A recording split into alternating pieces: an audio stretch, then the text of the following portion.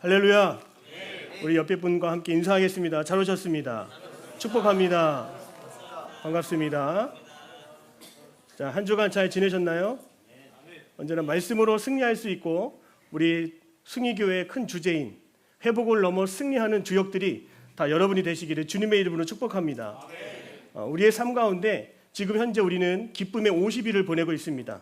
예전 제가 설교할 때 구약에는 77절이 있고 신약에는 비슷한 오순절이 있다고 했습니다. 성령 강림절이 있다고 말했습니다. 자, 예수님이 부활하시고 나서 50일을 기다리면 예수님이 약속하신 성령께서 우리에게 임하신다라고 하는 그런 기다림의 절기가 있습니다. 여러분 간절히 기다림을 통하여서 여러분이 원하고 바라는 것도 함께 얻으시고 특별히 성령 충만함을 얻을 수 있는 저와 여러분 되시기를 다시 한번 주님의 이름으로 축복합니다. 자, 오늘 말씀을 보면 신명기 20장은 가나안 땅에 들어가기 직전에 이스라엘 백성들에게 너희들이 전쟁을 앞두고 있을 때 너희들이 어떻게 행동해야 된다, 전쟁의 규칙들을 우리에게 설명하고 있습니다. 자, 오늘날 우리들에게 전쟁은 무엇입니까? 오늘날 아기가 있는 어른들은 육아 전쟁도 전쟁에 속한다라고 말합니다. 취업에 들어가는 것도 취업의 전쟁이라고 말합니다. 결혼을 하는 것도 전쟁이죠. 수많은 인생 가운데는 갈등과 전쟁의 상황이 계속 벌어지고 있습니다. 그런데 여러분, 심각한 내전이 지금 벌어지고 있는 곳이 있습니다. 어디일까요? 바로 우리의 마음입니다. 우리의 눈으로 보이는 것은 그저 전쟁이 시작되고 끝나는 것들이 보여질 뿐이지만 오늘 저와 여러분의 마음속에는 끊임없는 갈등과 또 마음속의 두려움과 불안이 우리들에게 찾아온다고 하는 것이죠. 그 누구도 두려움과 불안에 대해서는 어떻게 해결해야 될지 배우지를 못했습니다. 오늘 저와 여러분이 마음속에서 일어나는 전쟁들에 대해서 어떻게 대비해야 될까? 저는 이런 관점으로 오늘 말씀을 보게 되었습니다. 여러분, 여러분의 마음속에 지금 전쟁이 시작된 사람들이 있습니까?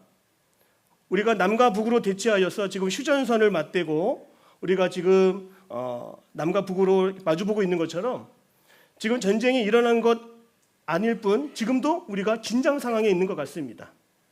여러분은 평안하십니까? 여러분은 지금 잘 지내고 계십니까? 말하지 않아도 우리들의 마음속에는 깊은 전쟁이 지금도 꿈틀거리고 시작되고 있다는 것을 여러분 기억할 수 있기를 바랍니다. 그렇다면 왜 우리가 이 마음속에서 일어나는 전쟁들에 대해서 오늘 살펴볼까?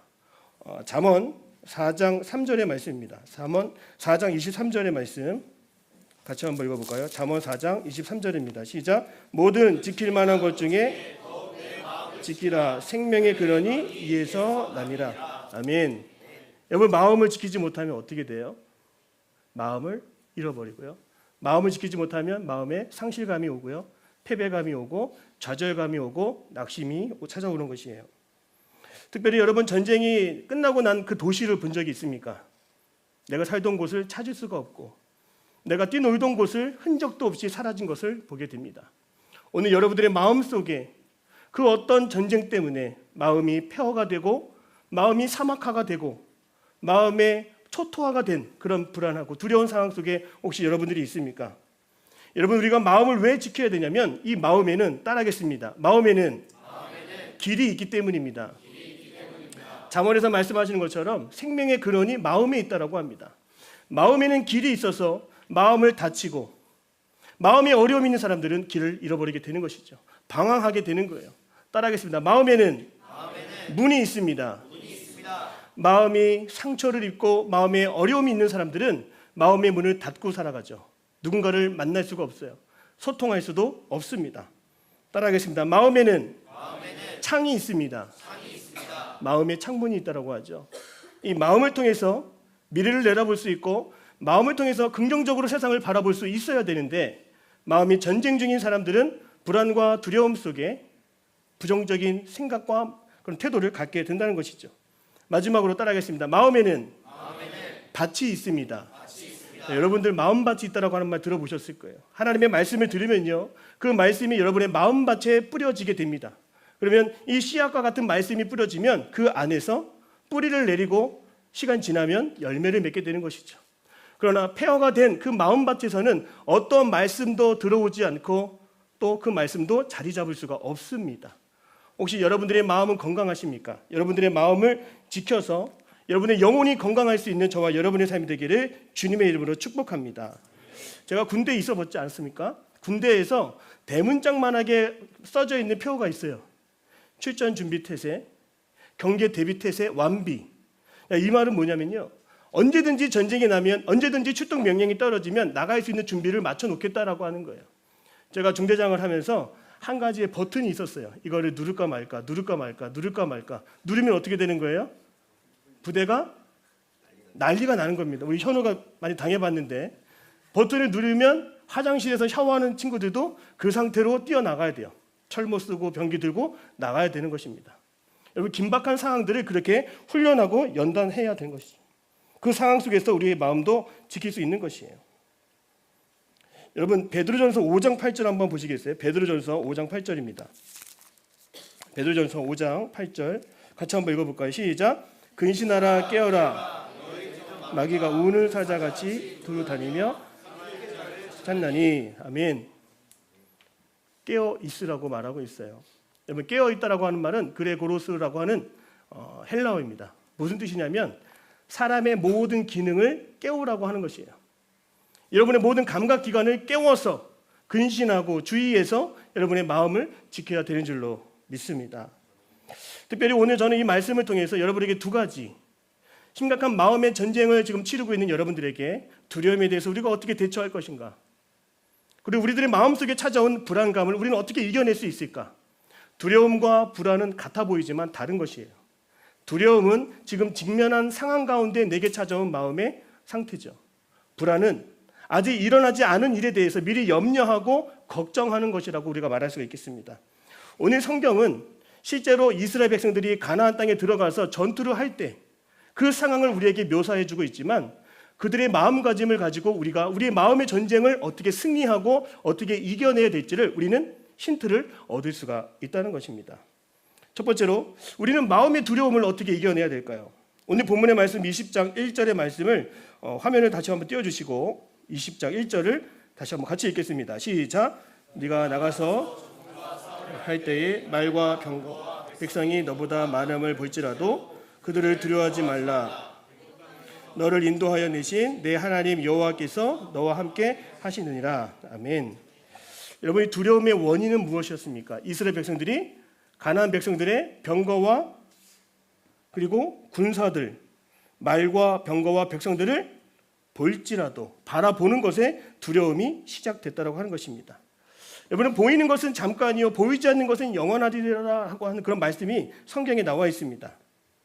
특별히 신약 성경을 보면 베드로가 예수님과 함께 배를 타고 가는 과정 속에서 예수님이 옆에 계시는 그런 상황 속에도 불구하고 베드로는 거친 파도를 보고 심히 놀라는 모습을 볼 수가 있습니다.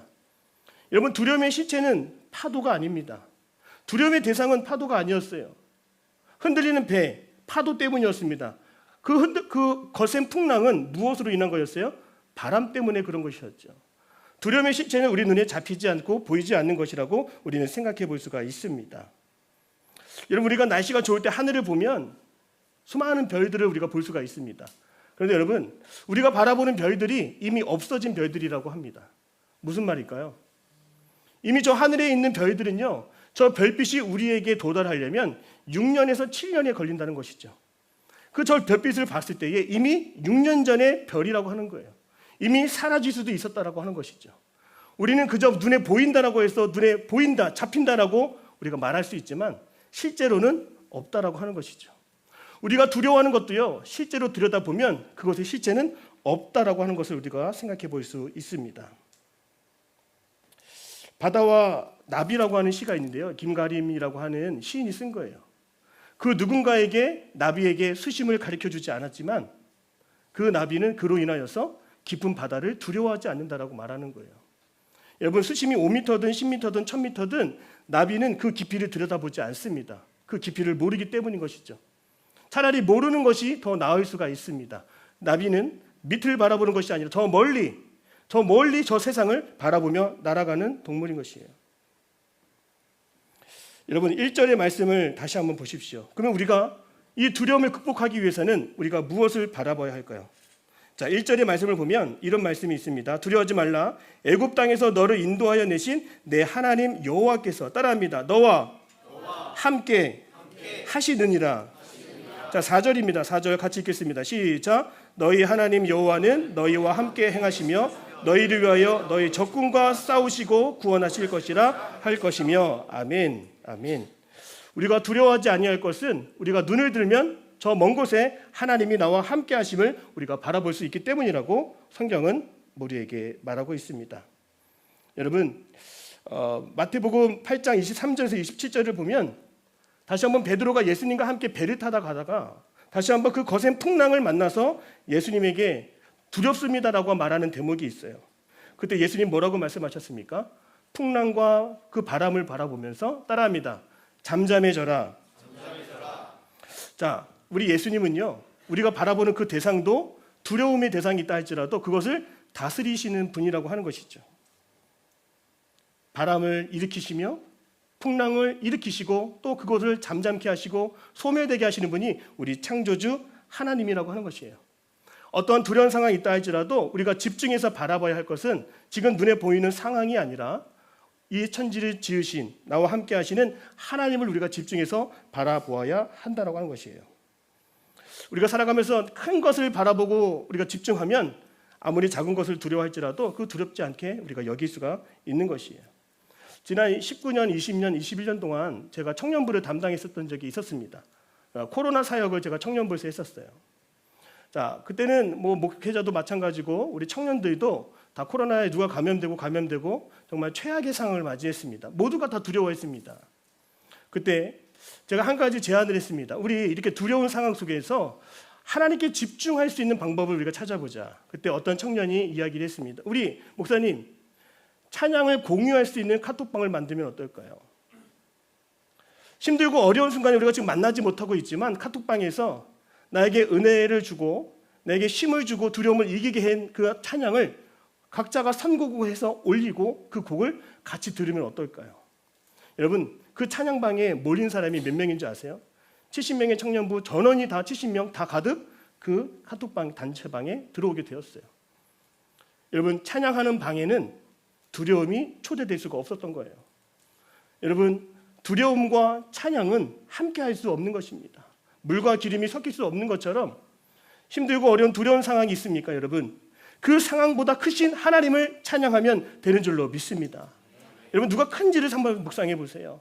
이 세상을 만드시고 나의 길을 인도하시는 그 하나님을 우리가 집중해서 바라볼 때 이 두려움들은 우리가 극복하고 이겨낼 수 있다고 하는 것입니다. 자, 두 번째로 우리의 삶 가운데 불안함이 찾아올 때 우리는 어떻게 해야 될까요? 오늘 성경의 말씀 5절, 6절, 7절을 보면 재밌는 대목들이 나옵니다. 집을 지은 사람, 그리고 포도원을 가꾸어서 만든 사람, 그리고 세 번째로 약혼한 사람.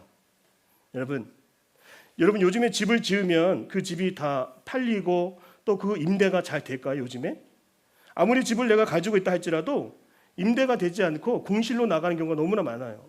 한때는 잘 되고 잘 팔릴 줄 알았죠. 이 세상의 경제를 내가 예측할 수가 없는 거예요. 내가 열심으로 무언가를 심었다 할지라도 거기서 결실이 나온다 안 나온다 내가 장담하지 못하는 상황입니다.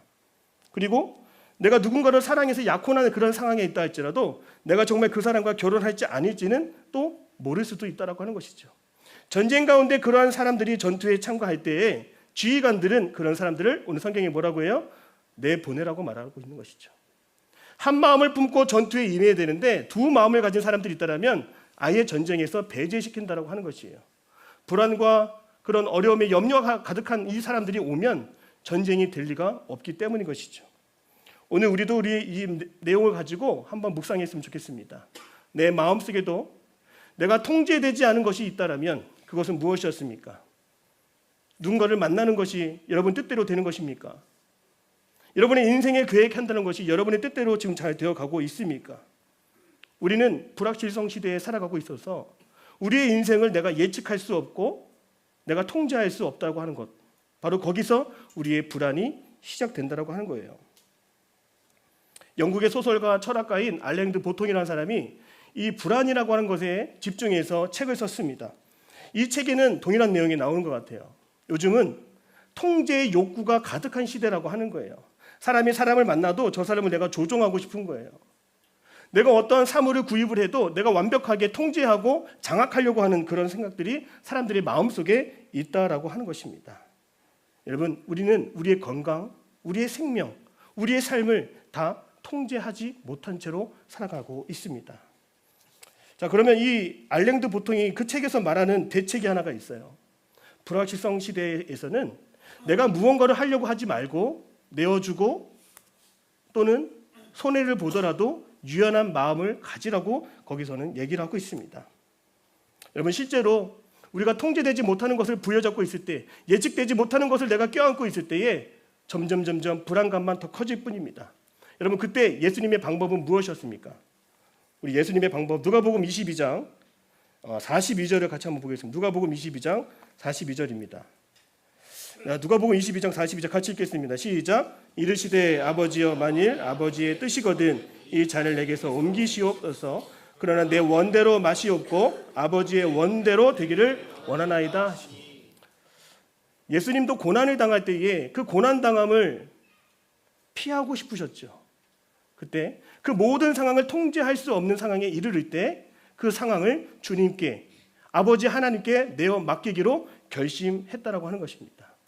따라하겠습니다. 통제되지 않는 것을 주님께 내어 맡기겠습니다. 어린 시절에 공중 목욕탕을 갔었습니다. 거기에는 커다란 간판이 하나 있었어요. 귀중품은 카운터에, 맡기지 않은 것은 책임지지 않습니다. 어린 시절에 그 문구를 보면서 많이 무서웠던 것 같아요. 처음에는 시계 누가 가져갈까 봐 시계 차고 목욕했어요. 그런데 맡기면 되는 거구나, 보관하면 되는 거구나, 그런 마음을 조금씩 가지고 날 때 편안하게 목욕을 할 수 있었죠. 여러분, 혹시 맡기지 않은 것이 있습니까? 여러분이 끝까지 붙잡고 통제하려고 지금 발버둥 치는 것이 있습니까? 모든 것을 완벽하게 맡아주시고 보관해 주시고 치리해 주시고 주관해 주시는 그 주님께 여러분의 삶의 모든 문제를 다 내어 맡길 수 있는 저와 여러분의 삶이 되시기를 주님의 이름으로 축복합니다. 하늘에 떠 있는 비행기를 한번 보세요, 여러분. 저 하늘에서 높이 비행기가 날아갈 때 조종사가 수많은 버튼을 다 눌러가면서 비행기를 조정하고 있는 것 같죠? 절대 그렇지 않습니다. 지상에 있는 관제탑의 관제사의 명령을 받아야 된다는 거예요.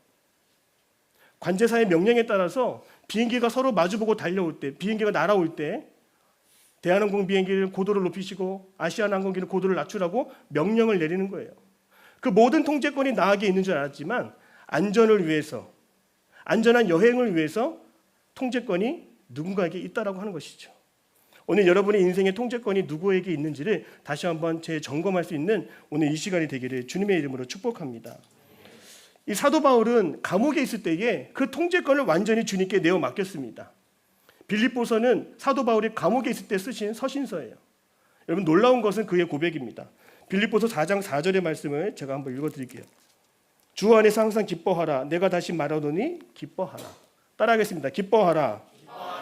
여러분, 언제 기쁨이 우리 마음속에 찾아올까요? 내가 뭔가를 완벽하게 했을 때일까요? 절대 그렇지 않습니다. 우리는 완벽할 수가 없죠. 완벽하신 하나님께 내 모든 통제권을 내어드릴 때, 그분이 다스리시고 주관하실 때 우리 마음속에는 영적인 평안함이 찾아오게 된다고 하는 것입니다. 여러분, 맡길 수 있는 분들을 한번 생각해 보세요. 아버지, 친구, 내 고민을 누구에게 맡길까? 내 인생을 누구에게 맡길까? 맡길 만한 자에게 맡길 수 있기를 바라요. 그분을 선택하십시오. 바로 우리 예수 그리스도인 줄로 믿습니다. 그 주님께 선택해서, 여러분, 사도 바울이 또 이런 고백을 하지 않았습니까? 아무것도 염려하지 마라. 모든 일에 기도와 간구로 하나님께 감사함으로 아뢰라. 염려를 퇴치할 수 있는 것은 바로 감사였다라고 하는 거예요. 따라하겠습니다. 감사를 선택하겠습니다. 불안도 아직 오지 않은 것 때문에 불안이 온다 그랬죠. 그런데 우리가 먼저 선제적으로 감사한 것을 먼저 고백해 보는 거예요.